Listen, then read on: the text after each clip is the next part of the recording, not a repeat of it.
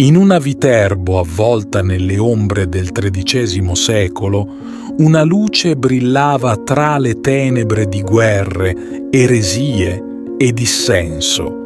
La storia di Rosa, una fanciulla nata nel 1234 in una famiglia di virtuosi genitori, si dipana come un racconto di grazia divina in tempi bui.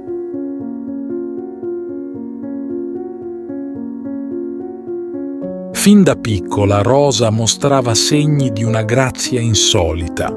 Il suo cuore, puro e fervente, rifiutava ogni vanità e cercava la compagnia del divino anziché quella dei coetanei. La sua vita cambiò radicalmente quando, durante una grave malattia, la Vergine Maria le apparve, donandole la salute e un mandato celeste: indossare l'abito del Terz'Ordine di San Francesco e percorrere le strade di Viterbo per invocare alla penitenza.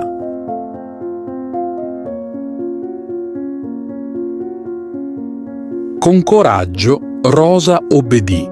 Le sue parole «O uomini, fate penitenza, ritornate a Dio», riecheggiavano nelle strade, destando stupore, incredulità e talvolta derisione. Eppure il suo spirito indomito non vacillava.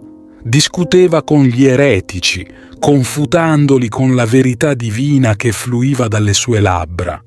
La sua fede la portò a superare prove sovrumane, come quando attraversò le fiamme incolume, un chiaro segno del favore divino.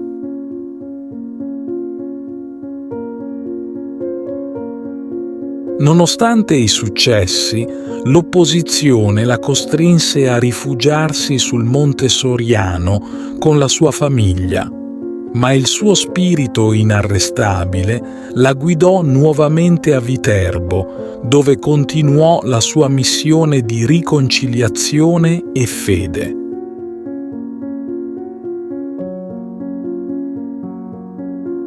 Rosa desiderava ritirarsi in un chiostro per vivere in contemplazione e preghiera, ma la sua umiltà e povertà le impedirono di realizzare questo sogno. Si ritirò quindi in una modesta stanzetta, dove trascorse i suoi giorni in lavoro e preghiera, fino a quando, a soli 17 anni, fu chiamata al cielo, lasciando un'eredità di fede e miracoli.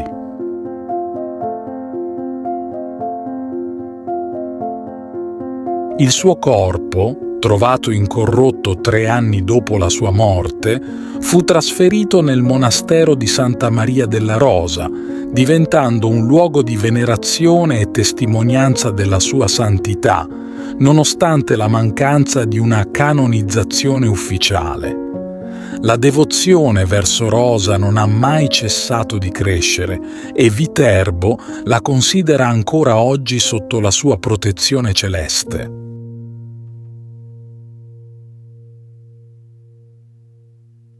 La storia di Santa Rosa da Viterbo è un emblema di fede, coraggio e amore divino, un faro di speranza in tempi di disperazione, che continua a ispirare e a guidare chi cerca la luce tra le ombre del dubbio e della paura.